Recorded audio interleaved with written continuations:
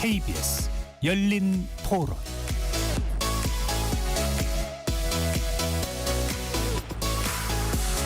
안녕하십니까. KBS 열린 토론 배종찬입니다. 의과대학 정원 문제를 둘러싸고 시작된 정부와 의료계의 갈등이 1년 넘게 이어지고 있습니다. 2,000명이 늘어난 올해 의대생들의 1학기가 2,000여 명 가까이, 정확하게는 2,000명은 아닙니다만 늘어난 올해 의대생들의 1학기가 시작됐지만 의대 교육도, 의정 갈등도 출구가 보이지 않고 있습니다. 최근 정부가 발표한 의대생들의 휴학계 반려조치의 마감 시한이 임박하면서 이번 주가 의정 갈등의 중대 분기점이 될 거란 전망이 나오고 있습니다. 또 최근 의료계 내부에서 단체 행동과 투쟁 방식에 대한 이견들이 나오고 있는데요. 오늘 네 분의 관계자 모시고 의정 갈등 1년을 돌아보고 의료개혁을 위한 바람직한 대안 논의해 보겠습니다. KBS 열린 토론 지금부터 시작합니다. 치열한 토론 속에서 더 나은 세상을 찾아갑니다. 올바른 세상을 만드는 첫걸음. 평일 저녁 7시 20분 KBS 열린 토론. 현재 건조한 날씨로 전국에 동시다발적인 대형 산불이 발생하고 있습니다. 특히 전국적인 강풍특보로 인해 작은 불씨에도 산불로 확대될 가능성이 있으니 주의하시기 바라고요. 대피령이 내려진 지역에서는 각 지자체의 안내에 따라 대피하시기 바랍니다. KBS 열린 토론에서는 산불 관련 속보를 방송 중에도 전해드리겠습니다. 오늘 열린 토론 함께해 주실 의료계 전문가 네 분 소개합니다. 김성건 대한의사협회 대변인 나오셨습니다. 안녕하십니까. 안기종 한국환자단체연합회 대표 자리해 주셨고요. 안녕하십니까. 조승현 전 인천의료원 원장 나오셨습니다. 네, 안녕하세요.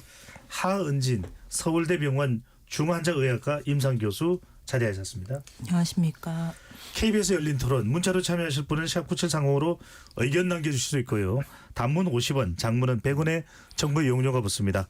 KBS 1라디오의 모든 프로그램은 유튜브에서도 동시 송출되고 있으니까요. 많이 들어와 주시고 구독 꾹 눌러주시고 좋아요도 많이 보내주시면 좋겠습니다. 의정 갈등이 1년 넘게 이어지고 있습니다. 시민분들은 의정 갈등 상황 어떻게 지켜보고 계신지 먼저 듣고 오겠습니다. 증원에 대해서는 이렇게 부정적이지는 않은데 이번에 2,000명 이상 증원이 좀 너무 많았다고 생각을 해요. 소규모로 증원을 하고 좀 계속 협의를 했어야 되는데 너무 일방적으로 밀어붙여버렸던 게 좀 원인이었던 것 같고. 그런 응급실이나 이런 큰 병원들이 이제 의사가 많이 없고 독감이나 이런 것 때문에 많이 아픈데 병원에도 사람이 엄청 많아서 오래 기다려 했었거든요. 저번에 갔을 때도. 그래서 그런 일들이 없었으면 해가지고 빨리 잘 마무리돼서 불편함을 안 겪었으면 좋겠습니다. 근데 이제 병원이 생각보다 사실 많지 않더라고요. 서울에서도 그렇게 오래 기다리는데 다른 더 작은 곳은 더 심할 거라고 생각하거든요. 그 증원 전제로 뭐 필수 의료 분야라든지 지방 쪽에 의료 인력들이 좀 배분될 수 있게 제도적으로 정비되는 조건으로 해서 증원이 됐으면 하는 그런 과잉 진료 문제라든지 전문 인력이 한쪽에 편중되기 때문에 부작용이 많은 것 같고. 어느 땐가는 그 숫자가 늘어나야 되는데 한번 고통을 겪어야 되는 거 아닌가 싶어요. 어차피 이제 불은 붙였잖아요. 근데 지금 여기서 못하면 다음 시대면 더 못할 것 같아요. 당연히 지금 시민의 한 명으로서 되게 심각하게 보고요. 제대로 진료를 못 받아서 이제 사망하는 분들 기사도 나오고 하잖아요. 그러니까 빨리 어떤 식으로든 해결이 돼야 되고 의사분들이 조금은 그런 걸 인식하시고 의료 현장으로 돌아와야 하지 않나. 어느 정도 이제 협상도 하고 하면서 서로가 타협할 건 타협해야 될 것 같다는 생각은 당연히 들죠. 시민분들의 의견 어떻게 들으셨는지요? 1년 이상 의대 정원 문제로 갈등이 이어지고 있는데 먼저 어떤 부분이 가장 이 의정 갈등이 해소가 안 되는 핵심 쟁점으로 보고 있는지 짧게 먼저 의견 말씀해 주시고 구체적인 질문으로 들어가겠습니다. 먼저 안기정 대표께서는 어떤 부분으로 보시는지요? 그 숫자 때문에 숫자. 지난 1년 동안 네. 의료계는 0명, 정부는 2,000명, 한 채 양보도 하지 않고 결과적으로는 이제 의료 공백 사태를 방치해 놓은 거죠. 어찌 보면 우리나라 의료 체계가 환자 중심이 아니라는 것을 지난 1년 동안 시청각적으로 국민들이 다 보게 된 거죠. 예. 정확하게 2,000명은 아니고 1,500여 명 됩니다. 하하 교수님께서는요? 사실 지금까지 이어지고 있는 주된 이유는 서로에 대한 불신과 분노인 것 같은데요.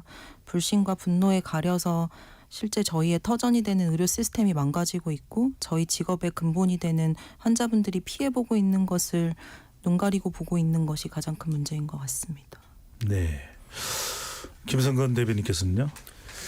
뭐 기본적으로는 정부가 정책을 만드는 데 있어서 굉장히 무리하게 만들었고 무리하게 추진을 했고 거기에 대해서 근거를 대고 있지 못한 상황을 아직까지도 설명하고 있지 못하면서 거기에 대해서 사과도 하고 있지 않죠. 예. 그러니까 결국은 지금 말씀하신 것처럼 그러다 보니 서로 간에 신뢰가 없어졌고요. 그 신뢰가 회복되는 방안을 아직도 만들지 못하고 있다. 그렇게 보고 있습니다. 네. 신뢰 붕괴라고 말씀 주셨고요. 조전 원장께서는 무슨 문제로 보시는지요? 결국은 의사들이 사실은 이제 숫자를 늘리는 것에 대해서 본인의 기득권에 대한 침해라고 느끼는 부분이 가장 크다고 생각합니다. 숫자 2,000명이 뭐 전 정부에서는 400명 있을 때도 그랬고 의약분업 투쟁 때는 기존 정원을 오히려 줄여달라고까지 주장을 했기 때문에 예. 결국 수를 늘리는 문제는 의사들 자체의 어떤 권한을 좀 일부 손해본다는 느낌에서 출발한 거라고 생각합니다. 네. 하 교수님 지금 학생들 복귀 상황이 대체로 어떻습니까? 보도에 따르면은 연세대는 한 55%, 그다음에 50에서 55%, 그다음에 고려대는 한 45% 정도는 등록을 했다고 들었습니다. 근데 네. 이제 구체적으로 이들이 실제 수업에 참여할 거냐 여부가 남아 있는 것 같고요. 그렇지만 제가 이제 좀 긍정적이라고 보는 부분은 이전에 이제 전체주의적이고 단일 대우로 묶여가지고 복귀를 막아왔던 분위기에서 개개인이 스스로 생각하고 복귀하고 싶은 사람들은 복귀를 시작을 했다는 것이 좀 긍정적 변화가 아닌가라고 생각하고 있습니다. 예. 지금 정부 의료계 사이에서는 2026학년도 바로 내년입니다. 의대 정원을 동결하는 것을 이제 타협점으로 잡고 있는데 의사 숫자를 내년에 늘리지 않으면 돌아올 가능성이 높게 보는데 안 돌아오는 이유가 뭡니까? 사실은 정부가 계속 말을 바꾸는 것이 문제인 것 같고요. 의사 수를 늘리냐 늘리지 않냐가 중요한가. 우리가 원래 이 일을 시작한 이유는 우리 시스템이 문제가 있었기 때문에 그것을 개혁해야 되는 건데 결국은 아까 안기종 대표님 말씀하신 것처럼 모두가 숫자에 매몰돼서 본질을 잃고 표류하고 있다는 생각이 들고요. 2026학번을 동결한다고 해도 정부에 대한 불신 때문에 그리고 그 뒤에 이제 정부가 자꾸 어떤 조건들을 붙이면서 못 믿겠다는 생각들이 젊은 친구들한테는 있는 것 같습니다. 그래서 네. 그런 불신을 좀 불식시키기 위해서 정부가 태도를 조금 명확히 해줬으면 좋겠다는 생각은 있고요. 아까 김성근 대변인 말씀하신 것처럼 실질적으로는 잘못된 정책에 대해서는 사과를 해야 될 것 같습니다. 정부는 사과를 하면 안 되나요? 국민들에게 사과하는 거 당연히 해야 되는 거 아닐까요? 예. 네. 그렇게 이야기하면 의료계에서도 국민들에게 진심으로 사과를 해야 되는데 뭐 발표 때 잠깐 사과 유감 표시했지만 국민이 느끼로 진심의 사과를 받은 적이 없는데 다 죄송합니다. 똑같은 것 같아요. 네, 맞습니다. 네. 하 교수님 말씀으로 돌아가서 내년도 의대생 숫자는 늘리지 않는데 지금 학생들이 돌아오지 않는 이유는 정부 불신이다 이렇게 말씀 주셨는데 김성근 대변인께서는 학생들의 복귀 상황 어떻게 보고 계시는지요? 뭐 사실은 지금 정확하게 알 수 있는 방법은 없고요. 언론에서 이제 추측 보도하고 있는 정도로 봐야 될 것 같고 네. 그 퍼센테이지가 그 정도로 보이는 40%에서 50% 보이는 가장 큰 이유는 학년별로 상황이 좀 다릅니다. 아예 휴학을 못하는 학년들도 있고요. 그러니까 무조건 등록이 돼 있는 학년도 있고요. 그 다음에 내년에 재적을 당하면 자기 자리가 없어지는 학년도 있습니다. 다 다르기 때문에 아마 그런 판단이 작용하고 있지 않나 뭐 그런 어느 정도는 그냥 예측 정도고요. 그리고 방금 사회자께서 말씀하신 내용 중에 좀 수정이 가야 될 건 뭐냐면 내년 정원이 3,058명이 된 게 아닙니다. 내년 정원은 5,058명이라고 정부가 얘기하고 있습니다. 모집 인원을 3,058명으로 하겠다고 한 거죠. 네. 왜냐하면 모집 인원은 대학 총장들이 결정할 권한이 있거든요. 그래서 정원 내에서 결정할 권한이 있기 때문에 2023년 뽑았던 모집 인원으로 돌리겠다. 그 얘기는 뭐냐면 정부는 원래 정책을 사과할 생각도 없고 잘못했다고 인정할 생각이 없다는 겁니다. 그거를 학생들이 느끼게 되는 거죠. 그 단어 안에서. 그래서 차라리 그냥 내년에 2026년에 3,058명을 뽑겠다라고 얘기했으면 반응이 좀 달라지지 않았을까라는 아쉬움이 좀 있다는 얘기도 드렸고 예. 네, 그런 것 때문에 뒤에 또 사족을 붙였죠. 3월 31일까지 돌아오지 않으면 원래대로 5,058명을 하겠다. 사람을 달래고 뭔가를 복귀를 시켜야 되겠다는 마음이 있다 그랬으면 달래는 어투를 써야 되겠죠. 그런데 상대방 입장에서 보면 협박하는 어투로 들린다는 거죠. 저희는 그런 점에서 지적을 그 당시에도 했고 지금도 네. 마찬가지로 굉장히 안타깝게 여기고 있습니다. 알겠습니다. 조전 원장께 여쭤봐야 될 것 같습니다. 지금 일반 국민들은 2026학년도를 동결하는 것으로 대체로 인식하고 있는 것으로 보이는데 일반 국민들은요. 네. 그 부분 하나하고 지금 김성근 대변인께서 말씀해 주신 것은 좀 조금 다릅니다. 온도차가 있습니다. 두 번째는 정부가 협박 톤으로 이야기했다는 것은 어떻게 이해를 해야 될까요? 사실은 이제 이번 건에 있어서 협박 톤으로 얘기한 게 아니라 정부는 사실은 처음에 굉장히 강경하게 출발을 했지만 거의 대부분을 다 양보한 걸로 저는 보거든요. 이번에도 5,058명을 3,058명으로 할 수 있다는 여지를 열어둔 거는 정부의 입장에서 볼 때는 마지노선을 열은 거나 마찬가지입니다. 그 부분에 증원 문제에 있어서는 백기투항한 거기 때문에 사실은 거기다가 말을 하는 거는 저는 그냥 정부의 마지막 체면치레 정도로 생각을 하지 그걸 핑계로 대고 복학을 안 하겠다는 거는 뭐 글쎄요. 그건 본말이 전도된 게 아닌가 그런 생각이 좀 합니다. 그거는 사실은 뭐 원장님이나 뭐 저희 세대에서는 그렇게 이해할 수 있을 것 같아요. 기성세대 화법이고요. 지금 저희가 바라봐야 되는 건 학생들의 화법입니다. 듣는 사람들이 어떻게 듣느냐가 되게 중요하다는 거죠. 근데 듣는 사람들이 그렇게 들었다 그러면 그건 인정하고 시작을 해야 되는 거죠.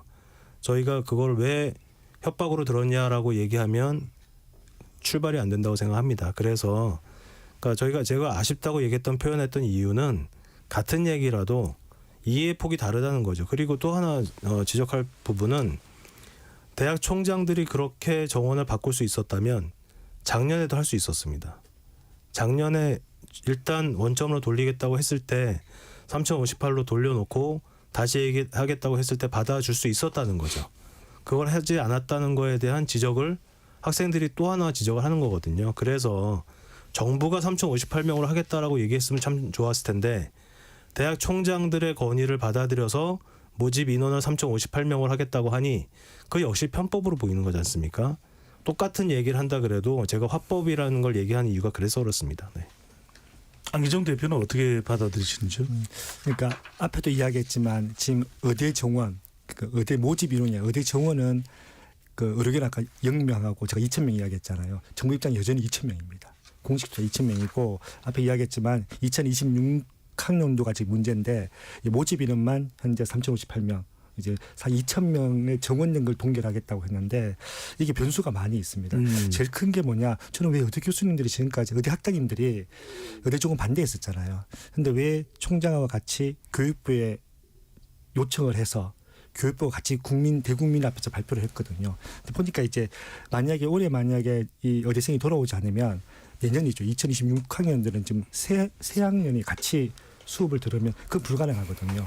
결과적으로 그 총장님은 정원 늘리는데 되게 적극적이었는데도 불구하고 1년 더 가면 안 되겠다는 이제 이런 판단 안에 사실은 강도 높은 이제 이 조치를 발표를 했는데 저희들은 좀 이게 지난 경험이 있어가지고 예전에 그 하실지 모르겠지만 늑대가 나타났다 이제 거짓말 3번 해가지고 양치기 비유 이야기하잖아요. 전공의들 지난 1년 동안 그 집단운동 했을 때 보건복지부가 계속 법과 원칙에 따라 계속 이제 하겠다고 했거든요. 예. 한 번도 못했습니다. 한 번도. 그걸 지금 의대생들이 다 봐왔거든요. 저는 이번 조치 아마 절반 정도 돌아오면 절반이 안 돌아왔잖아요. 그 절반 때문에 결국은 교육부가 또 양치기 소년되는 거죠. 저는 또 양보할 거라 생각해요. 양보할 거다라는 말씀인데 하 교수님 어떻습니까? 지금 각 대학이 미복귀 학생들에 대해서는 재적 예정 통보서를 보내고 있고 이미 보낸 학교도 있는 것으로 알려지고 있는데 어떤 추가 조치가 필요하다고 보십니까? 아니면은 단호하게 가야 된다고 보십니까? 궁금하네요. 저는 말씀드린 것처럼 정부가 잘못된 정책 진행 방식을 했던 것에 대한 명확한 사과를 하고 예. 내년도는 교육의 혼란을 최소화하기 위해서 3,058명 뽑는 것으로 약속을 하고 그렇지만 그럼에도 불구하고 돌아오지 않는 경우에 대해서는 학칙에 따라서 결정해야 된다고 생각을 합니다. 학칙에 어긋나는 혹은 학칙에 벗어나는 예외를 지속적으로 적용하는 것에 대해서 반대입니다. 예외를 계속 주는 것은 특례받는 집단으로 보이게 되고 그것은 우리 집단 자체를 오히려 더 고립시킬 것이라고 생각하고요. 학칙을 지켜야 된다고 생각합니다. 학칙이 무엇이냐가 네. 중요할 것 같습니다. 조정 원장은 어떻게 보시는지? 저는 약간 좀 다른 측면에서 보는데 정부라는 거는 사실은 국민들에게 권한을 위임받아서 나라를 이끌어가는 그런 조직이지 않습니까? 그렇다면 정부가 뭔가를 결정할 때는 아주 신중하게 결정을 해야 되지만 일단 결정된 사항에 대해서는 원칙을 지키는 게 중요하거든요. 지금 계속 사과 말씀을 하시는데 정부가 사실은 정책을 집행했을 때 사과를 할 때는 이게 뭔가 도덕적으로나 심각한 오류가 있을 때 문제가 되는데 그럼 누구에 대한 사과냐? 예를 들면 국민들이 볼 때 그러면 의사들에 대한 사과냐? 그럼 의사들이 뭘 그렇게 잘했는데 결국 사과라는 거는 한쪽이 아주 잘하고 예를 들면 뭐 나라를 지키기 위해서 테러를 했지만 이 사람을 감옥에 가둔 사람에 대해서 일본이 사과하는 거는 당연히 사과지만 의사들의 행동이 저는 그렇게 정의롭다고 생각지는 않기 때문에 사과라는 표현 자체가 조금 뉘앙스가 다른 측면에서 정부의 뭔가 좀 부족한 면을 뭐 인정할 수는 있겠으나 우리가 말한 도덕적 의미의 사과는 아닌 걸로 그렇게 생각을 합니다. 네. 안기정 대표는 아까 재난 내용이 있어서요. 이거부터 먼저 말씀드리겠습니다. 조금 전 저녁 7시 30분부로 경북 울릉도 독도 지역에 강풍 경보가 발효됐습니다. 강풍 피해가 없도록 유의하시기 바랍니다. 안기정 대표는 아까 이 의사들의 사과도 이야기를 하셨습니다. 어떻습니까? 의사들의 사과만 필요합니까? 정부와 의사들의 사과가 다 필요합니까? 어떻습니까? 당연히 다 필요하죠. 두 가지 나눠봐야 되는데 현재 그 국민들, 환자들이 의사들에 대해서 굉장히 이게 안 좋은 감정을 가지고 있는 부분이 있거든요. 근데 그거는 어찌 보면 떠난 전공에 대한 감정일 수 있고요. 지금도 현재 의대 교수님들, 그다음 전문의들이 현재 남아서 치료해주고 있거든요. 그 1만 명의 빈 전공의 그 공간을 의사 선생님이 다 채워주고 있고 있거든요. 그래서 현재 의료 공백 사태, 의료 공백 사태에 대해서는 저는 전공의들이 사과해야 된다고 생각합니다. 그런데 의료 정책에 있어서는 저는 당연히 정부가 잘못했다고 생각합니다. 제가 의대 정원을 결정하는 과정을 제가 위원회에 참여를 했었거든요. 저는 그런 아쉬움이 있습니다. 그럼 환자 정책할 때는 제대로 했냐? 똑같았습니다. 그런데 의료 정책에 있어서는 이제 의료계가 집단적으로 지금 이제 반대를 하고 이렇게 하다 보니까 결국은 정부도 환자를 못 지켰거든요. 1년 동안요. 그러니까 그 과정상에는 당연히 정부가 잘못했죠. 그래서 저는 나눠서 당연히 정부는 이 의료 공백 사태, 의정 갈등을 발생시킨 것에 대한 사과를 하고요. 저는 의료계에서는요.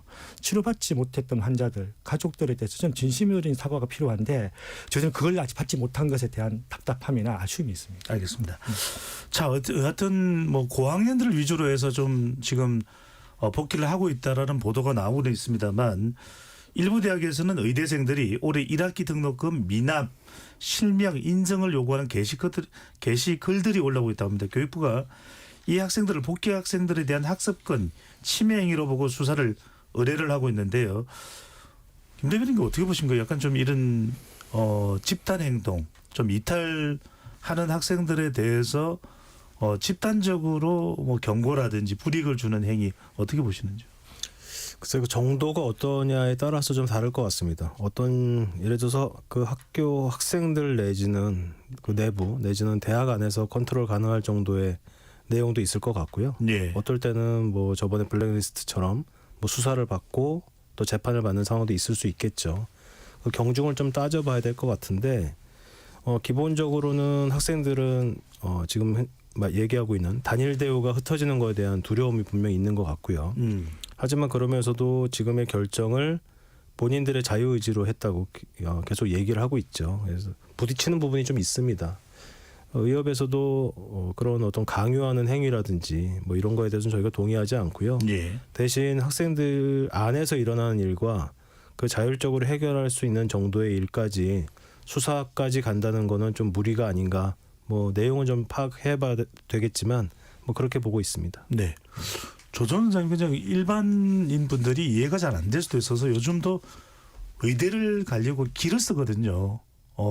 다시 태어나면 의대 갈 거야.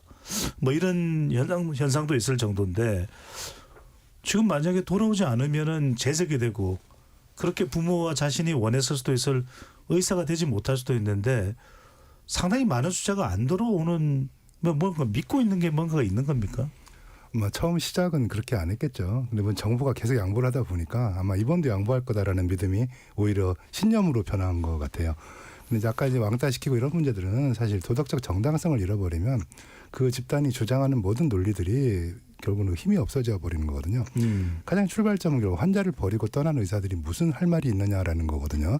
의사는 환자를 떠나면 의사가 아니죠. 이미 그는 면허증을 뺏겨도 할 말 없는 겁니다. 그래서 그 부분에 대한 정당성을 확보하려면 당연히 자율적인 행위가 있어야 되고 그 부분들이 국민들에게 공감을 할 수 있도록 하는 노력이 있었어야 된다고 생각합니다. 네. 자, 이 상황에서 제가 먼저 여쭤본 이유가 하 교수님이 바로 이런 사례들을 비판하는 성명서를 최근에 발표하고 상당히 많은 신문에 실렸습니다. 사진과 함께요. 복귀하는 동료는 더 이상 동료가 아니라고 주장하는 분들께라는 성명서였는데 상당히 후폭풍이 거센 걸로 알고 있습니다. 상당히 뭐 비판받고 뭐 입에 담지 못할 뭐 욕설도 있었다고 하는데 어떤 내용입니까? 뭐 그 악플이나 이런 거 달린 정도는 사실 좀 끔찍할 정도의 악플들이 달리긴 했습니다. 근데 그래서 그들의 억울함이나 분노를 모르는 것은 아니나 우리가 같이 공동체에서 살아가는 사람들에게 해서는 안 되는 행동들이 있지 않습니까? 이게 익명에 기대서 비난과 말도 안 되는 행위들을 하는 것이 용납돼서는 안 된다고 생각합니다. 그것은 저희 집단 내만이 아니라 우리 사회 전체의 문제인 것 같고요. 저희가 얼마 전에 그 연예인 중에서는 김세론 양을 잃었지 않습니까? 저는 그녀의 죽음도 그런 방식이 원인이었다고 생각을 하는데요. 그래서 이런 방식의 본인들의 어떤 목적이 정당하다고 해서 모든 수단이 정당한 것처럼 그런 비도덕적이고 말도 안 되는 행위들이 용납돼서는 안 된다고 생각이 들고 그걸 감싸는 순간 저희 집단의 정당성도 사라진다고 생각합니다. 그래서 이제 이를 지켜보는 분들은 의료계 내에서의 어떤 좀 분열 아니냐 또는 갈등 아니냐 이런 이야기가 나오는데 정확하게 하 교수님께서 전달하고 싶은 메시지는 뭐였던 겁니까? 제가 전달하고 싶었던 메시지는 단일 대우를 외치면서 전체주의적 방식으로 투쟁을 하는 것에 문제점을 제기한 것이고 어떤 그 투쟁을 하고 있는 집단은 나쁜 의사, 그걸 지적하는 저희는 좋은 의사가 되고 싶어서 지적을 했던 것은 아닙니다. 내부 갈등으로 소비하지 마시고 다양한 목소리가 나올 수 있는 기회를 만들기 위해서 냈던 공개 서신이라고 봐주셨으면 좋겠고요. 네. 그리고 대표님, 사실은 제가 아마 5월 달에도 아마 기자회견에서 울었을 겁니다. 떠난 전공의도 그리고 지금 이제 나가 있는 의대생들도 그들은 어떻게 보면은 저희가 그동안 비합리적인데도 순응해왔던 이 의료 시스템의 피해자거든요. 피해자일 수 있습니다. 그들이 나중에 돌아와서는 좋은 의사가 될 것이기 때문에 너무 나쁘다고만 얘기하지 말아주셨으면 좋겠습니다. 저는 나쁘다고 생각하지 않습니다. 네. 그래서 안 대표께서는 이번에 하 교수님을 비롯해서 의대 교수 4명의 성명서 어떻게 보시는지요? 일단 성명서가 나오고 난 뒤에 기자들이 제일 먼저 연락이 많이 왔었고요. 이 네 분의 이 입장에 대한 이제 환자단체나 입장 결정을 물어봐서 저희들이 단체 대표들이 모여가 논의도 했거든요.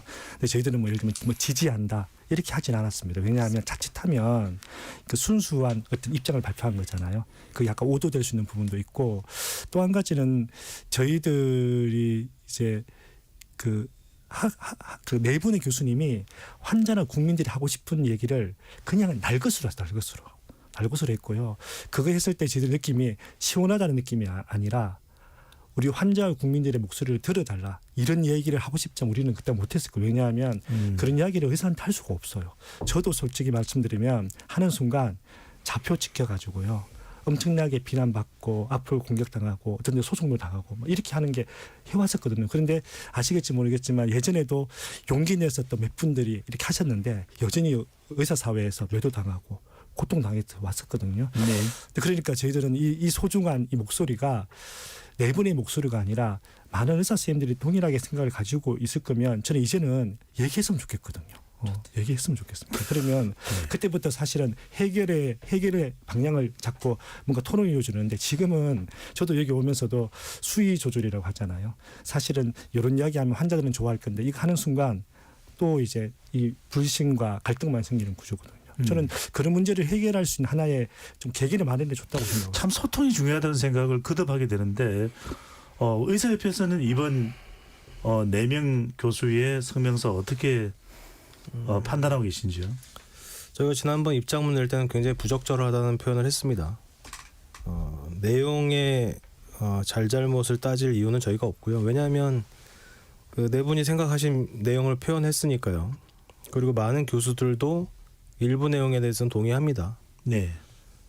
그런데 1번 표현의 방식에서 문제가 있었다라고 지적을 했고, 두 번째는 처음에는 대상을 정확하게 지적을 했지만 내용을 보면 일반화를 시켜놨어요. 그 얘기는 어떤 사람들한테 표적을 해서 얘기한 게 아니라 나가 있는 모든 전공의들과 학생들을 대상으로, 대부분 전공의들 대상으로 표현이 된 것처럼 느껴지게 됐거든요.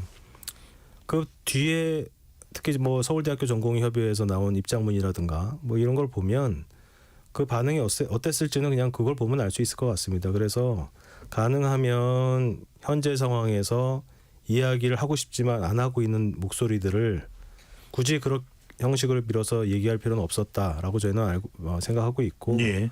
또 하나는 결국은 그런 이후에 어떤 일이 발생했는지 결과를 보면 되거든요. 그 결과를 보면 이 문제의 핵심이 다른 쪽으로 잠깐이지만 옮겨갔었고, 그 아까운 시간들이 흘러갔고, 그 다음에 내부에서 서로 간에 상처를 주게 됐죠.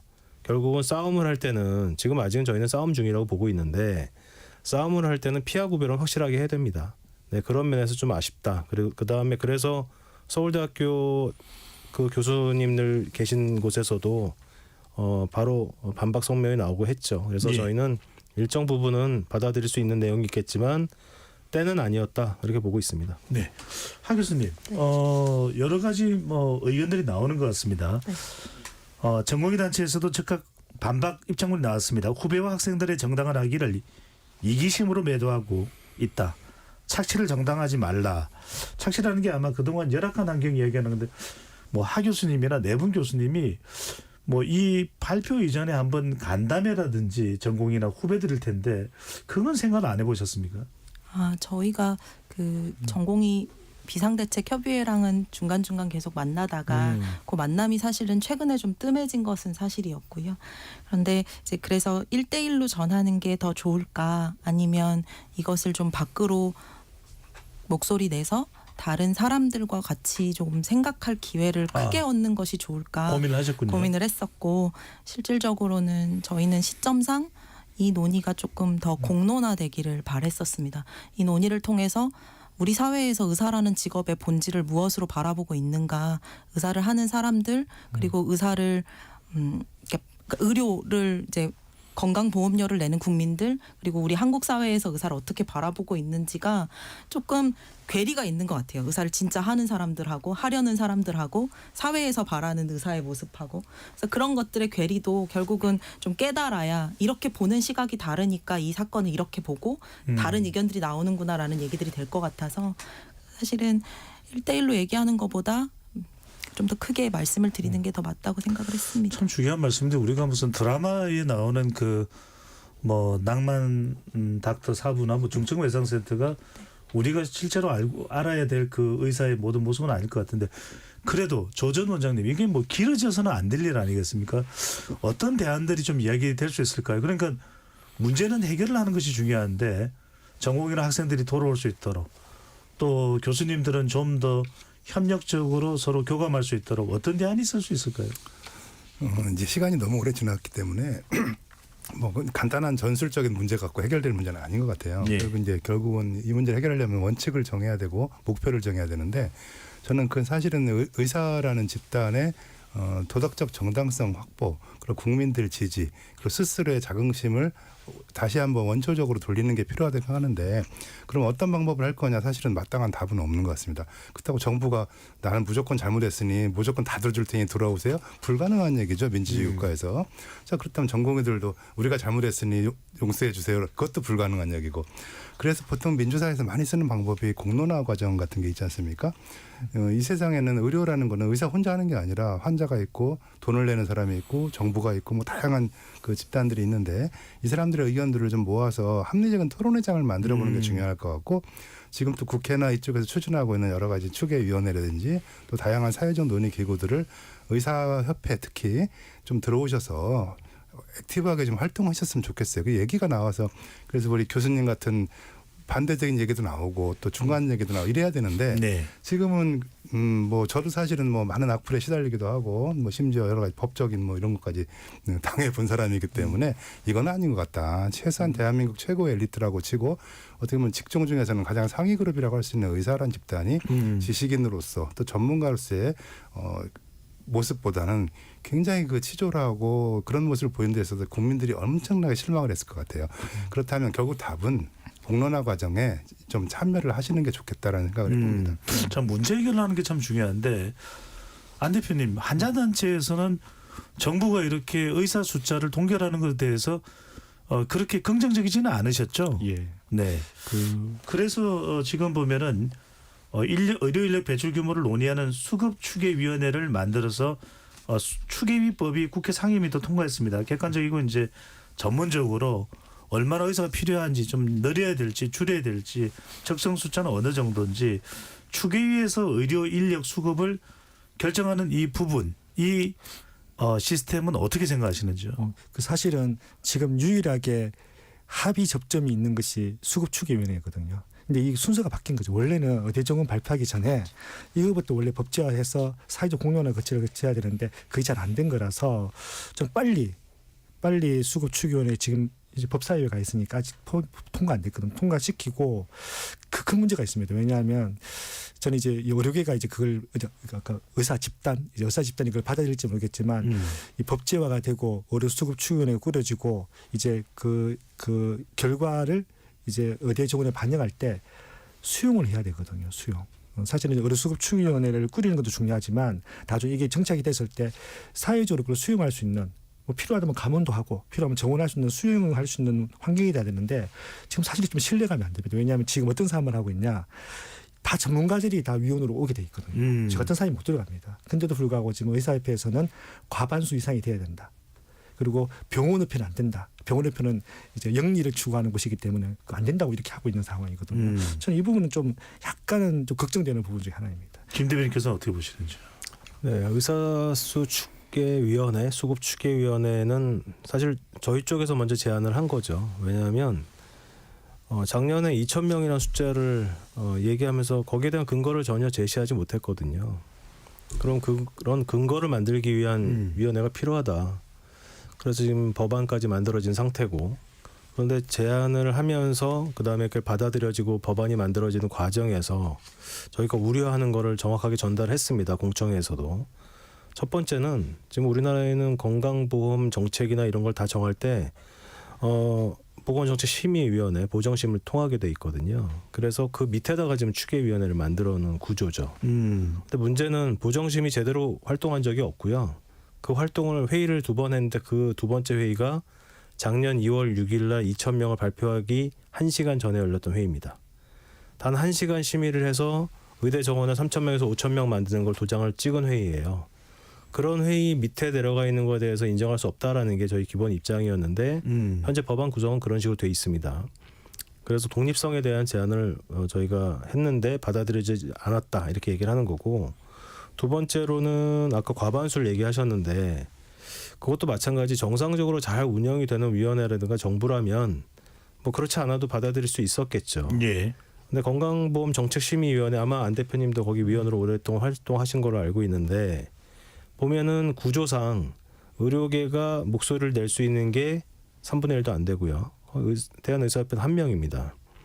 이제 그런 비슷한 구조가 만들어지면 뭔가를 결정을 할 때 우리나라에서는 다양한 직종의 사람들이 모여서 얘기를 하면 객관적인 결론에 이를 수 있다는 이상한 클리셰가 있다 좀 봐요. 전문 영역은 전문가들이 의견을 내야 됩니다. 그래서 추계위원회도 의사로만 구성되는 게 아니라 뭐 통계학자라든가 인류학자라든가 여러 가지 기능을 할 수 있는 분들로 구성이 되는 게 맞겠다. 예. 거기에 대한 정책을 만들어가는 거를 단순하게 위원회에서 심의만 하는 게 아니라 여기에 대한 자료를 제출하게 만든 추계 기구도 또 따로 만들어지거든요. 그게 기관이 될지 기구가 될지 아직 모르겠지만 그런 데 있어서도 나중에 투표를 해서 만약에 손을 들어서 결정하는 상황일 때 이게 이해관계가 걸리면 안 된다. 저희가 이제 그런 입장이기 때문에 알겠습니다. 병의업은 이해관계가 좀 다르다 이렇게 얘기를 하는 겁니다. 조정원님께서 지금 김성근 대변인께서 굉장히 중요한 말씀을 주셨습니다. 추계 심의위원회의 독립성. 조선 원장께서는 그래도 좀 경험이 많으시잖아요. 이게 독립기구로 가야 된다고 보시는지, 최종 의사기구로, 아니면 현재처럼 자문기구로 남는 것이 맞다고 보시는지, 어떻게 보시는지. 제가 뭐 사실은 법적 전문가는 아니기 때문에 그걸 보정심 밑에 놓는 건 이유가 있을 것 같아요. 어쨌든 이제 동일한 기능을 갖거나 최고 결정 기구가 두 개가 존재하는 것도 좀 그렇고, 그렇다고 또 보정심은 워낙 다양한 분들이 모여 있지만 사실 인력추계위원회는 인력추계에 대해서 어느 정도 전문성을 가진 분들로 구성이 돼 있고, 더구나 의사협회가 절반 뭐 이렇게 하기로 한 걸로 보면 대단한 거거든요. 그럼 그 문제는 뭐냐면 거기서 의결된 거를 그럼 정부가 무조건 따라야 되느냐, 쉽게 말하면 자문기구냐 아니냐, 이 문제가 중요한 것 같습니다. 제가 이제 저도 위원회 같은 데 많이 들어가 보지만 정말로 정확한 논리를 가진 분이 한두 분만 강력히 주장을 하면 사실은 의결이 안 됩니다. 그러니까 그런 의미에서 본다면 꼭 과반수를 해서 과반을 내가 마음대로 결정해야 되겠다고 하는 자체가 어떻게 보면 민주주의 원리에 어긋나는 거여서, 제가 본 그런 것보다는 좀 더 전문가들을 구성을 하고 또 의사협회에서 좀 더 객관적이고 과학적인 데이터를 제시해 설득을 하는 과정이 필요하고, 만약 그것이 위원들이 다 정말 먹통이라면 국민들에게 설득을 하면 되죠. 그 정도 자신이 없어서 그냥 내 편만 과반 이상으로 해서 손들어서 결정하면 정부가 무조건 따라라? 이걸 어느 정부가 따르겠습니까? 저는 그건 지나친 요구라고 생각을 해서 사실 그 내용적인 면에서 좀 더 심도 있게 논의할 수 있는 기구를 제안하고 받아들여야지, 지금 가만히 뭐 솔직히 말하면 정부가 하겠다라면 100% 반대예요. 그럼 도대체 뭐를 할 수 있겠냐는 거죠. 예, 그래서 제가 그런 말씀을 좀 드려야 될 것 같은데요. 네. 어느 정부가 따르겠냐 했는데 일본 정부가 따르고 있습니다. 네, 일본은 그렇게 추계위원회 구성돼 있고요. 거기에는 그 추계위원회에서 결정된 내용을 따르게 돼 있고, 거기는 약 22명 중에 의사면허증 가진 사람들이 16명 정도로 구성이 돼 있습니다. 물론 의사협회에서 다 추천하는 사람들은 아니죠. 의사 공무원도 있고 다양한 직종이 있는데, 반대로 의사협회에서 추천하는 게 절반 이상은 아니거든요. 의료계라고 돼 있고요.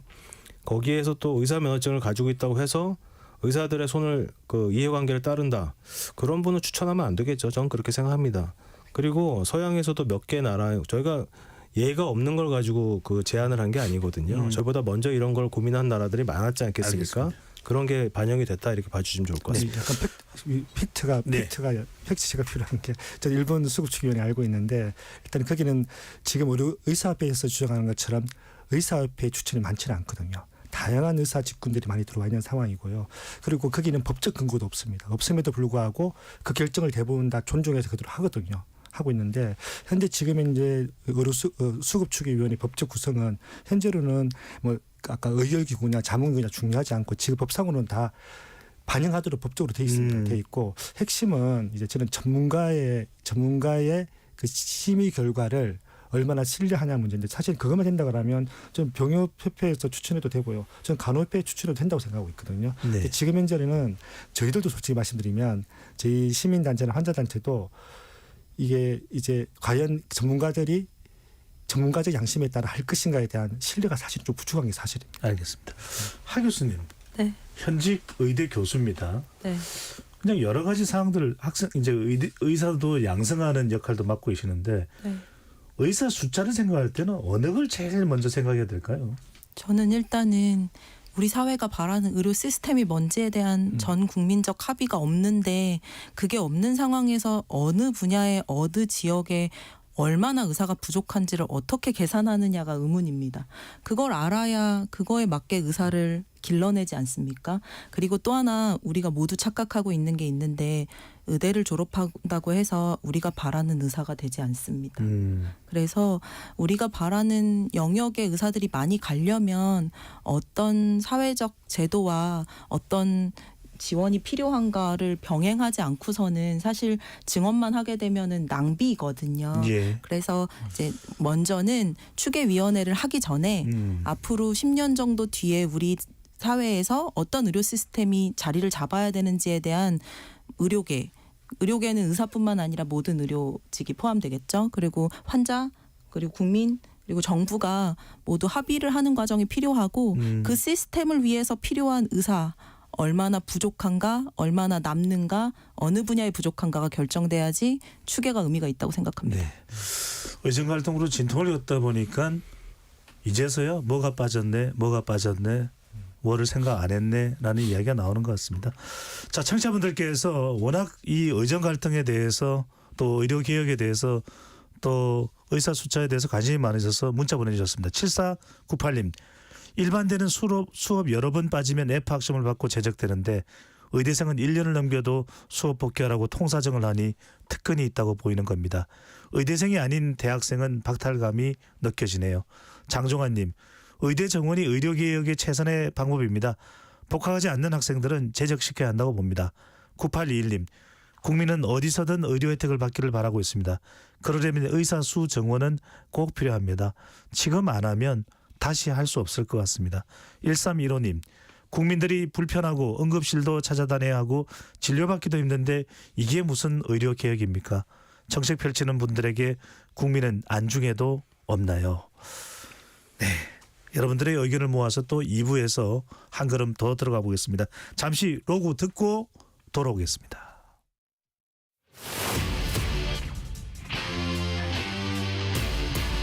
토론에 정답은 없습니다. 토론이 세상을 바꿀 수도 없습니다.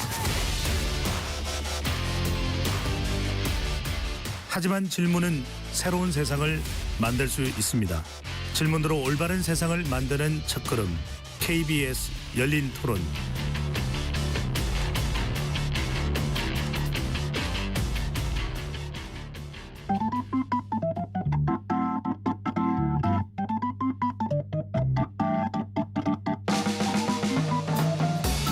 세상을 바꾸는 질문, 열린 토론이 시작합니다. KBS 열린 토론은 언제나 열려 있습니다. 단문 50원, 장문 100원의 유료 문자 샵 9730 그리고 KBS 어플리케이션 콩으로 여러분의 의견을 남겨주세요.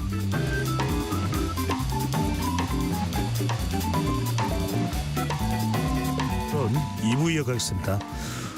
고온 건조한 날씨에 강풍까지 불면서 산림청이 오늘 오후 4시부터 전국의 산불 재난 국가 위기 경보를 심각 단계로 상향한 상황입니다. 작은 불씨도 산불로 확대될 가능성이 있으니 산림 인접 지역에 계신 분들은 주의하시기 바라고 대피령이 내려진 지역에서는 각 지자체의 안내에 따라 대피하시기 바랍니다. 2부 의정 갈등 1년 멈춰선 의료개혁에 대해서 열린 토론 이어가겠습니다. 스튜디오에 안기종 한국환자단체연합회 대표, 조승현 전 인천의료원 원장, 하은진 서울대병원 중환자의학과 임상교수, 김성건 대한의사협회 대변인 네 분과 함께하고 있습니다. 대변인님, 지난 1년 의료 연장 상당히 의료 공백이 있었던 거 아니냐 이런 우려, 물론 이제 정부의 또 긴급 대처도 있긴 했습니다만 눈여겨볼 만한 조사가 하나 있네요. 서울대 보건대학원 김진환 교수의 조사인데요. 의정 갈등 1년 동안 초과 사망이 거의 증가하지 않았다. 초과 사망이 없었다. 이렇게 이해가 되는데 어떤 의미로 이해를 해야 될까요? 글쎄요. 초과 사망이라는 거는 사실은 정책에서 보는 지표입니다. 저희가 뭐 일반적으로 보는 지표는 아니고요. 정부에서는 아마 그 초과 사망에 대해서 인정하지 않을 거라고 저는 보고 있고, 뭐 김윤 의원이 발표하신 뭐 자료에서 보면 얼마 이상 뭐 초과 사망이라고 돼 있어서 의사 출신인 민주당 네. 의원이죠. 네. 뭐 내용이 있는데 초과 사망은 어떤 기간을 정해놓고 그 기간과 비교해서 해당 기간에 그 예상 사망자 수보다 사망자 수가 얼마나 늘었느냐를 보는 겁니다. 그런데 이게 사실은 그 어느 기간을 또 어떻게 산정하느냐에 따라서 굉장히 달라질 수 있거든요. 그래서 저희가 볼 때는 이 초과 사망자 수가 늘었다 안 늘었다 정도 가지고 지금의 상황, 특히 비교한 기간이 코로나 기간이거든요. 별 의미가 없다 이렇게 봅니다. 안기정 대표는 어떻게 보십니까? 여전히 응급실 진료 거부, 또 암 환자들의 수술 대기 시간, 현장에서는 여러 가지 어려운 점이 많다고 또 이야기가 나오거든요. 저는 직접 눈으로 보고 있고, 특히 이제 의료 공백 사태를 피해본 사람이 저희 단체 민원이나 상담을 많이 하거든요. 돌아가신 분들 직접 봤었는데 초과 사망자가 없다고 발표한 건 약간 현실하고 맞지는 않고, 예를 들면 일단은 전공의 1만 명 정도가 현재 현장을 떠났잖아요. 1만 명의 공백이 생겼고요. 그러면 인력이 부족할 때 기본 환자 전사가 늘어날 수밖에 없고, 또 그 공백을 이제 남은 교수님, 전문의가 과중한 업무를 해야 되잖아요. 또 당연히 위험수 있고 그리고 응급실 뺑뺑이는 계속 나왔던 현상이라 그러면 뭐 초과 사망이 발생하지 않았다는 건 맞지가 않은 것 같고 예. 저는 요걸 보면 느낀 게 뭐냐니까 이게 보는 관점이 다르잖아요. 저희들 환자단체 대표들이 모여서 제일 먼저 그럼 전공의 1만 명이 빠지니까 의료 현장이 안전해졌다는 말이냐. 이제 당장 그렇게 나오는 거예요. 그러니까 그동안 숙련되지 않은 전공의들이 1만 명이나 하다 보니까 굉장히 사망자가 많았는데 이제 1만 명의 전공의들이 없으니까 전문의들이 하고 또 숙련된 또 전문 간호사가 하니까 이런 해석이 되잖아요. 그래서 저는 이게 좀 저는 뭐 물론 이제 학자의 발표이지만 저는 굉장히 혼란스럽게 만들었다는 생각이 들어요. 오히려 김윤 교수님은 3,130 너무 많다. 과도하게 추구되지 않냐 이런 논란이 일을 수가 있는데 초과 사망이 없다는 이 연구 결과에 대해서 신뢰하기 힘들고 이게 어떤 문제가 발생하냐 이래 되면요 나중에 의사 인력 추계할 때도 지표를 어떻게 삼냐 변수를 어떻게 삼냐에 따라가 너무 차이가 날 수 있는 게 그런 하나의 사례로 보입니다. 네, 정확한 우리가 이제 사실관계를 좀 짚고 넘어갈 필요가 있는데. 하 교수님, 네. 네. 사실 저 이 연구가 자세하게 발표됐던 그 공동행동 심포지움에 제가 참석했었고 그 공동행동의 제가 주요 일원이어가지고 네.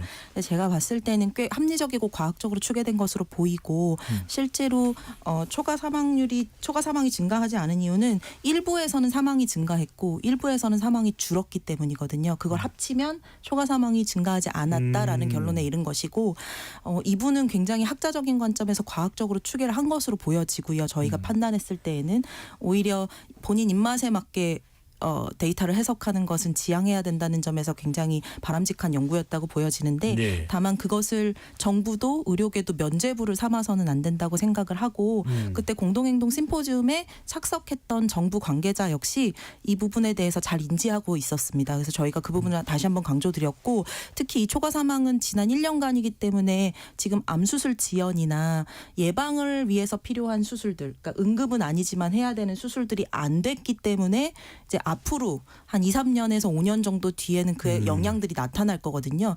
그것들까지 놓치지 않고 전부 다 확인하고 이런 불필요한 갈등을 촉발했던 무분별한 정책 진행의 후과에 대해서 우리는 모두 다 짚고 다시는 이런 일이 일어나지 않도록 하려면 어떻게 해야 되는지를 생각을 해야 된다고 봐야 되는 게 맞을 것 같습니다. 이 부분이 참 중요한 것 같습니다. 조전 원장께 여쭤보고 싶은데 그러니까 이 의료 공백이라고 이게 우리가 그래서 명절 때는 뭐 비상 대응을 한다 이런 이야기도 나왔었는데 실제로 의료 현장에서는 뭐 해야 될 수술을 못했기 때문에 사망이라든지 이런 사고가 적다고 봐야 되는 거지 정확한 현장의 현실은 어떻다고 봐야 될까요? 일단은 근본적으로 지금 이제 의대 증원이나 의료 개혁을 하겠다는 이유가 바로 이 부분 때문에 시작을 한 거거든요.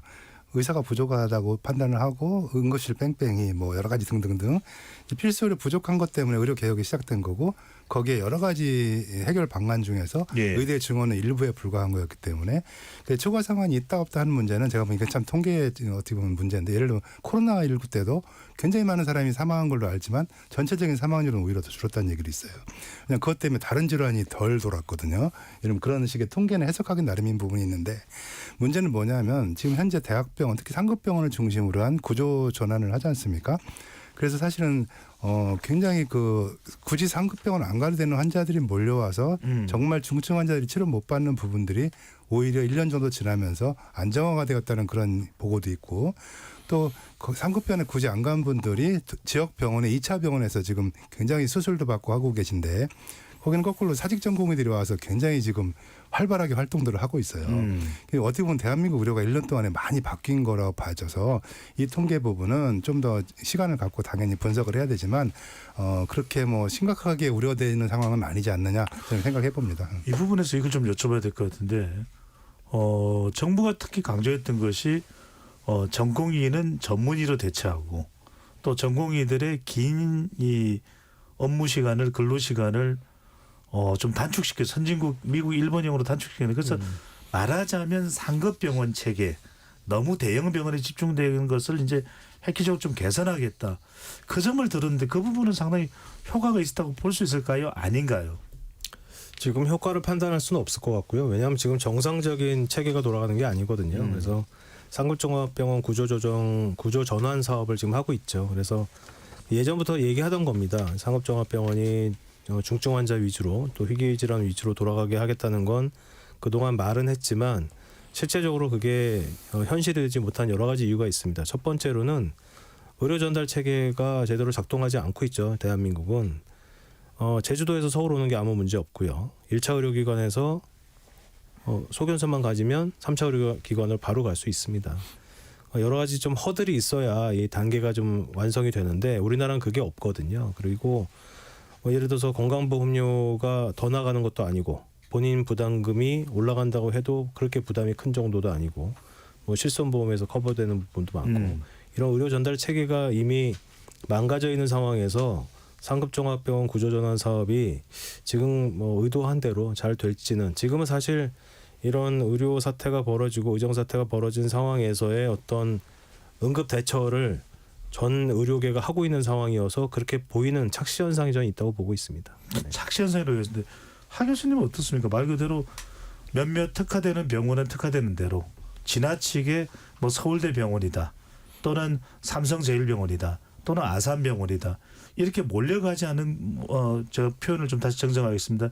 찾아가지 않는 그런 식의 체계는 좀 가시적인 게 좀 보인다고 판단하시는지 어떠신지요? 네, 사실은 아마 정부가 그걸 의도했다고 보여지기는 해요. 그래서 실질적으로는 저희의 의료 전달 체계가 제자리를 잡는 것이 이제 건강보험 재정을 지속 가능하게 만드는데 되게 중요한 요소이기 때문에 필요한 구조 전환이었던 것은 맞는데 예. 지금은 억지로 된 거죠. 그래서 환자분들께서 일부러 안 찾아가고 현명하게 3차 병원은 가도 치료 못 받으니까 2차 병원 찾아가시지만 불안해하시면서 하고 있는 상황이잖아요.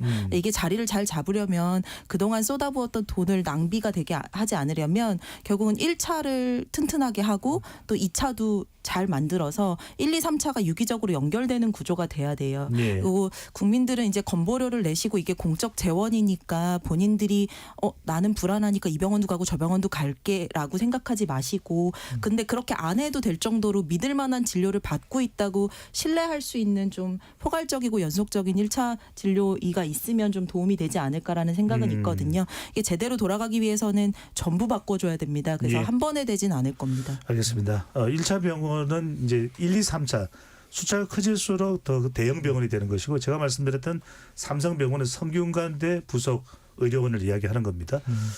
자, 지방 의료도 유독 이제 현 정부가 의료 개혁에서 많이 강조를 했던 부분인데 지금 우리가 대형 병원 또는 상위권에 들어가는 대형은 대부분 다 수도권, 특히 서울에 몰려 있습니다. 이 점이 사실은 거점 병원 부분에서 많이 지적이 된다는 부분인데 조 전 원장께서는 지난 1년 동안 의료 개혁이 사실은 전개되긴 했지 않습니까? 이 부분은 어느 정도 성과가 있다고 보시는지요? 지금 정부가 추진하고 있었던 의료개혁을 한마디로 정의하면 지역 완결적 필수 의료를 정부가 앞장서서 제공하겠다는 거거든요. 그게 이제 큰 다르게 표현하면 공공보건 의료라고 볼 수가 있어요. 정부가 나서서 하는 게. 그래서 결국은 그 문제의 출발점은 뭐냐면 지금 말씀하신 대로 수도권 집중, 인력이나 의료기관이나 다 집중돼 있고 시골로 가면 그야말로 아기 낳을 때도 없고 응급실도 없고 심지어는 무슨 예를 호흡기 내과, 심장내과는 사치이고요. 시골 가면 그냥 내과 하면 좋겠다. 아니면 그 다음에는 내과도 아니고 내과 진료를 하실 수 있는 의사. 그 정도까지 이제 내려갔기 때문에 사실 지금 고도로 선진화되고 분업화되고 전문화된 의료 행위가 실제 지방에서는 거의 혜택을 보지 못한다는 거죠. 예. 그로 인해 발생하는 여러 가지 재정적인 낭비 이런 것들은 말할 필요도 없어서 실제로 지역 의료는 지금 오히려 훨씬 심화되고 있습니다. 왜냐하면 인력 부족 문제만 하더라도 1년 지나면 더 심해지는 거거든요. 그렇기 때문에 지금 정부의 의료 개혁 여러 가지가 있지만 증원 문제 같은 것들은 저는 시급히 해결해야 되지. 왜냐하면 의사들이 나오려면 10년 이상 걸린단 말이에요. 그럼 이제 이미 저는 늦었다고 보지만 이제라도 좀 같이 힘을 모아서 정말 어느 정도의 어떤 의사를 하고 지역에 그럼 일하게 하려면 무슨 정책을 해야 될지를 좀 들어와서 같이 좀 논의하는 자리를 만들었으면 하는 게 정말 제 바람입니다. 바로 이 부분이 매우 중요한 게 전남 해남에서는 의사를 구할 수가 없고 경남 고성에서는 의사를 구할 수가 없고 안기정 대표는 이 지점 어떻게 보시는지요?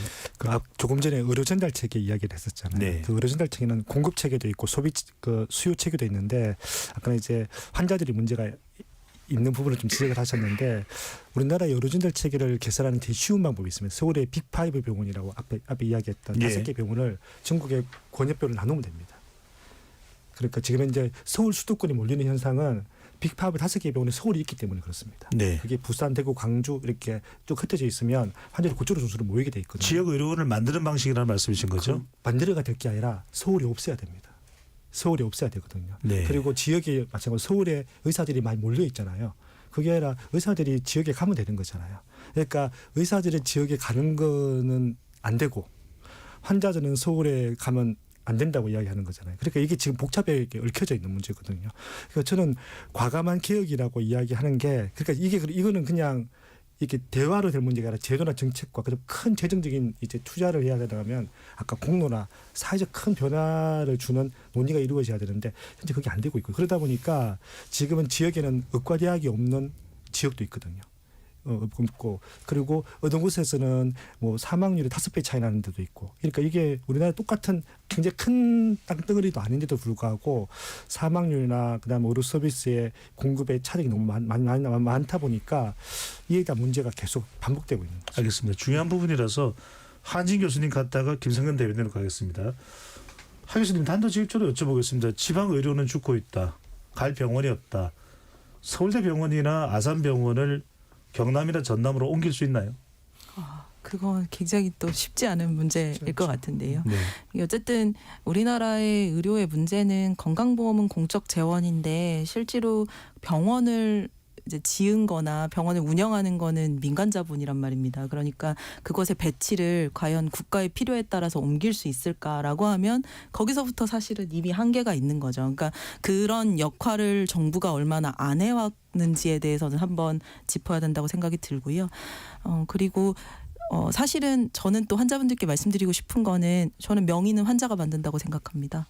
네, 환자를 많이 볼수록 명의가 되거든요. 믿고 가주셔야 또 그분들이 더 좋은 의사가 될 수 있다고 생각을 하고 그래서 지역으로 지금 있는 병원들을 이전하는 것도 굉장한 비용이 많이 들기 때문에 그럼 지역에 있는 기존의 병원들을 최적의 센터화를 만들어 보는 건 어떨까라는 의견들을 좀 드리는데요. 그것 역시 또 다 민간 자본 베이스라 좀 정리가 어렵긴 하겠지만 어떤 전문 질병별로 패턴을 묶어서 중권역 대건역화를 해가지고 많은 전문의들이 모여 있는 센터가 되면은 그 전문의의 진료 역량은 굉장히 올라갈 수 있을 거라고 저는 생각을 하는데요. 네. 그런 방식의 좀 효율적인 방식들을 좀 고민을 해보면 어떨까. 왜냐하면 지금 증원한 의대생이 들어오기 전에 지금 있는 전문의들이 다 이탈해서 아예 의료가 붕괴되기 될 것 같거든요. 그럼 지금 있는 전문의들을 얼마나 어떻게 잘 일할 수 있게 해줄 거냐에 대한 고민을 같이 해야 되는 부분이라고 생각은 합니다. 알겠습니다. 정부가 의사 숫자를 늘리려고 했던 이유도 지방에 좀 머무르게끔 그래서 지방 국립 대학의 의사 숫자를 대폭 늘리는 게 또 정부의 방안이기도 했습니다. 지방으로는 안 내려가려고 한다. 안 머무르려고 한다. 김성근 대변인 보시기에는 지방 의료 인력을 획기적으로 늘리고 유치할 수 있는 방안이 있을까요? 뭐 지금 앞에서 하 교수님 말씀하신 것처럼 대한민국 의료 체계는 굉장히 기형적이죠. 국가에서 가격 통제하는 시스템을 가지고 있으면서 실제로 병원을 짓는 거에 거의 90%는 민간 자본에 의존을 해왔습니다. 굉장히 기형적으로 유지가 된 거고요. 지금 안 대표님 말씀하신 것처럼 서울에 있는 병원들, 큰 병원들을 지방으로 옮기자 굉장히 혁명적인 발언이신데 그건 예전에 한 20-30년 전에 우리나라 입시 문제를 해결하려면 서울대 연고대를 다 지방으로 옮기자라는 주장하고 똑같다고 저는 생각을 해요. 현실성 없는 얘기고요. 예. 사실 이렇게 지방 의료가 많이 무너지기 시작한 가장 첫 번째 원인은 2000년, 1999년 이후에 우리가 건강보험 적용하는 권역을 없앴거든요. 그러니까 서울로 올라오는데 아무런 장애물이 없는 겁니다. 뭐 2차는 KTX가 뭐 역할을 했다고 저희는 알려져 있지만 결국 지방에도 훌륭한 병원들이 많이 있습니다. 대학병원들 다 있고요. 서울에 있는 대학병원들보다 일부 기능은 훨씬 더 뛰어난 병원들도 있거든요. 환자분들을 그쪽으로 가실 수 있도록 유도하는 거기에는 굉장히 많은 역할을 또 정부가 해야 될 텐데 그 역할을 할 수 있는 것 중에 하나가 아까 말씀드린 의료 전달 체계를 제대로 세우는 것부터 출발이 되어야 합니다. 네. 그게 되지 않은 상태로는 아무리 해봐야 되지 않고요. 또 하나는 지역 의료를 살리기 위해서 지방 의료를 살리기 위해서 의대생을 늘려서 그 사람들을 거기에 정착시키겠다. 글쎄요. 산수로는 가능한 일이지만 현실적으로 가능하지 않은 게 어느 지역에서 살라고 묶어놓을 수 있는 방법은 대한민국에 없습니다. 그러면 의료 체계를 바꿔야 됩니다. 영국 같은 체계를 가져오면 어느 대학을 졸업한 다음에 어느 지역에서 근무하도록 강제할 수가 있습니다. 왜냐하면 대학에 들어와서부터 그다음에 봉급 주는 것까지 전부 다 국가에서 하기 때문이죠. 그렇기 때문에 계획적으로 배치할 수 있습니다만 그러면 영국이 우리나라보다 훨씬 더 어떤 의료적 성과에서 좋은 나라냐? 그렇지 않거든요. 선택의 어떤 길에 들어섰을 때는 결과물에 대해서도 받아들일 수 있는 준비가 되어야 합니다. 근데 그런 면에서 보면 우리가 가지고 있는 체계가 나름 굉장히 효율적으로 보이는 체계였는데 또 되게 취약한 체계였던 걸 알 수가 있었던 거죠. 왜냐하면 기본적으로 너무 민간과 자율에 의존해 왔다. 그런데 이제는 그 자율과 그 자율에는 많은 부분이 어떤 게 있었냐면요. 의사들의 사명감이 작용을 하고 있었습니다. 그런데 이제는 시대가 바뀌면서 사명감 그것보다는 보상이 중요한 시대가 되고 있죠. 왜냐하면 지방을 선택했을 때의 불리함을 서울에 선택했을 때의 유리함과 비교를 하게 되는 거 아닙니까? 그거를 보존을 해줘야 됩니다. 첫 번째는 뭐가 있냐면요. 군 단위의 애를 낳을 곳이 없습니다. 그런데 문제는 산부인과를 개설을 해서 아까 말씀드린 대로 개인이 개설을 하는 거예요. 개설을 해서 서울에 있으면 한 달에 100건의 분만을 받을 수 있다고 치면 병원 운영이 되겠죠. 근데 군 단위에 가면 1년에 10건도 못 받습니다. 그 병원 유지가 될까요? 거기 의사를 가라고 하면 안 되는 거죠. 거기에 대한 대안을 어떤 식으로든 만들어야 하는데 그동안 국가에서는 군 단위의 의료원을 만들고 거기에 산부인과를 개설하고 거기에 의사를 데려다 놓으면 되겠지. 근데 문제는 분만을 받으려면요. 24시간 준비가 돼야 되고 그러려면 간호사들도 있어야 되고 기사도 있어야 됩니다. 그런 시스템의 문제인 거죠. 조전 원장께서는 인천의료원은 하지만 공공의료원이죠. 네, 그렇습니다. 지방의 경우에는 이제 공공의료원을 이제 또 특별히 강조를 하셨는데 지방의료를 활성화할 수 있는 평소에 방안을 좀 생각하신 게 있으신지요? 뭐 지방의료원을 활성화한다기보다는 지금 이제 우리 교수님께서 말씀해주신 지역의료의 문제를 해결하는 방법은 저는 딱 한 가지밖에 없다고 생각합니다. 아까 영국 말씀하셨지만 어느 선진국을 가던 공공적 개입이 없이 지방의료를 해결한 나라는 없어요. 북유럽 같이 사실은 뭐 이렇게 복지가 발달한 나라도 다 거기는 정부에 돈을 줘서 의사들을 순환근무를 시키든지 하는 방법을 쓰거든요. 근데 우리나라는 지방의료원이 전국에 다 해봤자 35개. 적십자병원까지 해봐야 40개에 불과하기 때문에 이걸로 전국을 커버하는 건 불가능하고요. 그렇다면은 특히 지역 의료 취약질 해결하는 거는 당연히 공공병원을 늘리고 정부가 돈을 쓰는 거고 사람들을 강제로 배치하는 수밖에 없습니다. 강제라는 표현이 좀 우습긴 하지만 거기에 걸맞은 개런티를 해주면 되는 거잖아요. 그러려면 지방의료원이 강화가 돼야 되는데 지방의료원이 지금 현재 보면은 35개 지방의료원 중에서 지금 정부가 추구하고 있는 지역 거점병원 역할을 그러니까 한 예를 들어서 상병명으로 치면 350개 정도의 질환을 자유롭게 수술하거나 치료할 수 있는 병원이 35개 중에서 한 2군데밖에 안 됩니다. 그럼 나머지는 그냥 군소병원이기 때문에 이 병원 갖고 지역 문제 해결이 불가능해서 규모와 인력과 재정을 집중적으로 좀 투입해야 된다고 생각합니다. 참 할 이야기는 많습니다. 참 중요하기도 합니다. 아프면 병원을 가야 되는데 마지막으로 네 분께 1분씩 시간을 드리겠습니다. 학생들이 돌아올 수 있게 전공의들이 돌아올 수 있게 적어도 국민들이 걱정할 정도는 아닐 정도 수준으로 의정 갈등을 해소하려면 뭐부터 해야 될까요? 먼저 안 대표님부터요. 제가 먼저요? 네. 너무 어려운 숙제라 가지고. 먼저 누가 먼저 하실까요? 하 교수님 먼저 하시죠. 네. 네. 저는 그냥 사실 뭐 의대생들이 돌아오려면 어떻게 해야 될지 정답을 알려드리긴 진짜 어려울 것 같고요. 양쪽에 다 하고 싶은 말이 있는데요. 그만 싸웠으면 좋겠습니다.